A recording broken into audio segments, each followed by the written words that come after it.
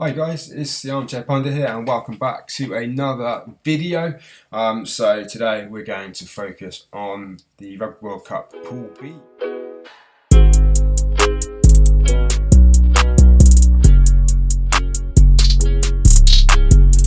Okay, welcome back. First of all, I want to welcome the new subscribers, particularly Sitiveni, who I noticed you subscribed yesterday. Guys, if you subscribe to the channel, please feel free to drop a comment in the video. Just let me know where you're from, who you support, and that kind of thing. And yeah, we'll build a bit of a community. So as I said, we're going to be focusing on Pool B, so New Zealand, South Africa, Italy, Namibia, and Canada.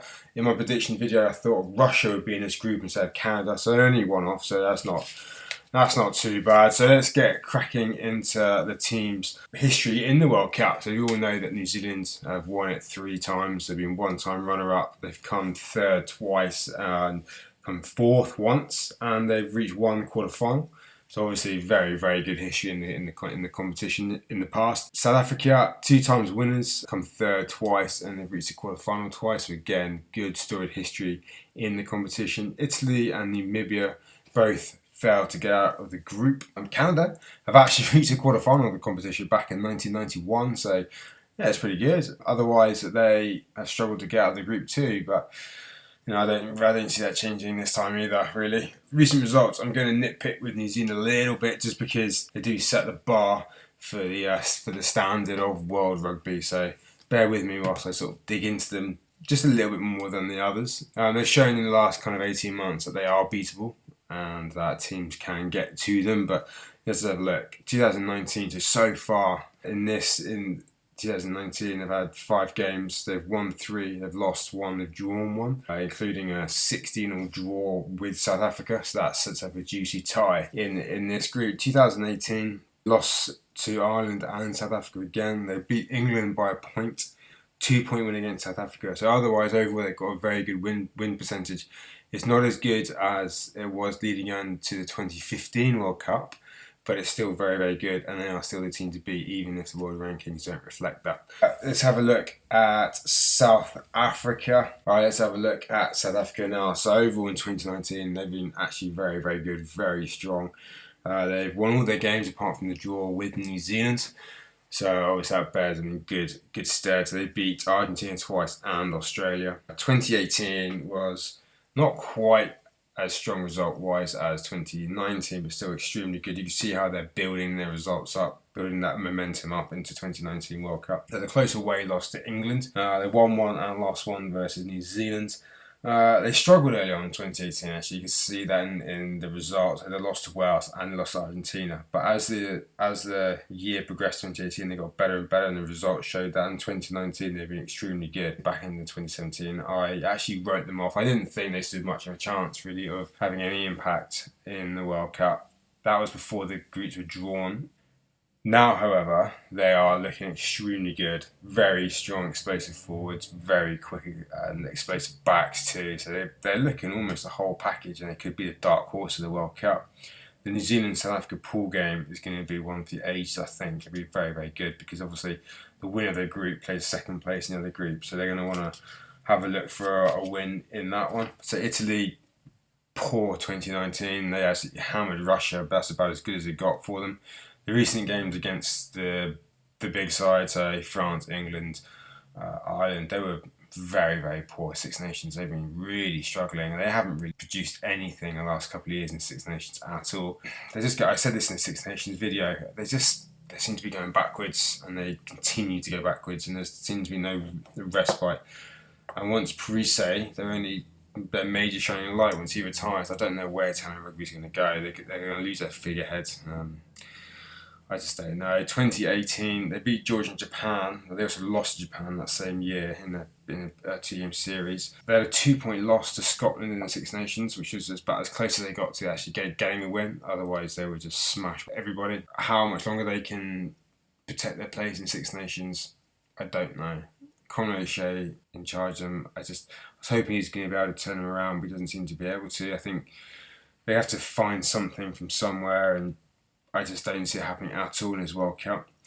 They're lucky that they've got two extremely strong teams and the other two teams are extremely weak. Otherwise, they would go home from this tournament winless, which would be a disaster. Talking about one of the weaker teams is Namibia. They've only played twice in 2019. They beat Uruguay and then they lost 20-0 to Russia, which kind of states where they are, because I had Russia in my last video as one of the weaker teams in the tournament, so that doesn't bode well for Namibia at all. 2018, 2 losses and 1 win against decent second tier sides. They had big wins in the African qualifying group, which not really that surprising, including 53-28 to win against Kenya. I made my thoughts on global rugby and how the second tier teams might be getting a bit of a hard deal of it. I'll put that in a link in the description. It's well worth checking out. I think, again, get a discussion about how we feel we can get second tier nations more exposure in world rugby, because obviously Namibia are getting nowhere near enough games, let alone nowhere near enough games against tier 1 nations, and also they need more of their players playing internationally. Jacques Burger was probably the last even high profile name to play abroad, and I think they need more guys, particularly playing in South Africa and the Super Rugby competition. But again, we'll discuss that in a later video. And the last but not least, definitely, is Canada. They had an okay 2018. They had a couple of wins. They played one tier 1 game against Scotland, which they lost. Not a very good 2019 so far, though. Unfortunately, they just 3 losses to the USA. The USA seems to be beating everyone that kind of level. I don't understand how they didn't qualify directly. And they lost to both Fiji and Tonga, and they also lost to Brazil. And Brazil are nowhere near this tournament. Hopefully they'll get into 2023. Canada look like they squeaked through, managed to make their way in. But again, I don't see them making any impact in this tournament. There seems to be, in my mind, the biggest disparity between, say, the top 6 and everybody else in this tournament. The groups seem especially weak. Pool A and Pool B seem especially weak for the bottom end teams. Pool C, let's have a look. Pool C, that's England's group, USA and Tonga, so that's actually quite a tough group. And then Pool D is probably a little bit stronger with Georgia and Fiji. But yeah, especially Pool A and Pool B, Russia, Samoa, I guess Russia in Pool A and Namibia, Canada, Italy in Pool B. So New Zealand and South Africa will be very happy. I think New Zealand are going to be pretty happy at the fact they will have a challenge in their group and then can probably coast a lot of the way. I'm a little bit iffy on New Zealand as to whether or not they can string together the necessary, say, 4 or 5 games in a row to be able to win. I'm just not sure that they're still an extremely good team, but I don't know if they have the mindset to be able to play the kind of gritty, dirty, street fight type rugby needed to win this World Cup. I'm saying that, though, they will probably still go quite far depending on the results from the other groups. Definitely the last 18 months have shown that they are beatable. Teams can beat them. South Africa have run them extremely close a number of times. England have had some good, all the Northern Hemisphere teams most of them have had decent results against the All Blacks. I think the aura of the All Blacks being sort of this unbeatable team from the misty islands down south is kind of disappearing a little bit, and I think especially the Northern Hemisphere teams and South Africa are catching up. So yeah, I think New Zealand, if they can get down and dirty with the rest of the teams, could probably go quite far. If they try and play the flashy rugby, then I think they might struggle against teams in the latter stages of the tournament. South Africa, again, they're going to qualify from this group. It depends whether or not they qualify. They could well beat New Zealand in their group game. That absolutely could beat them, which I didn't think I'd be saying 18 months ago. But yeah, they could well beat them. They need, again, to continue that consistency that they've shown so far in 2019. If they can do that, then they could well head to the final. They are a much, much improved side. Extremely good. I'm actually quite excited to see how they go. Italy, they'll be the best of the also rounds in this group. They won't make a mark. I fully expect them to beat Namibia, and they will beat Canada. So yeah, they're going to finish with 2 wins. Lucky for them that they weren't drawn in, say, England's group with Argentina and France and a Pacific Island nation, because they would get battered from pillar to post. That Italy team, I just don't know where they're going to go. Namibia, again, they're just the strongest of the African teams, bar South Africa. So that's why they're always going to be there. They're going to show their gritty determination that they always do.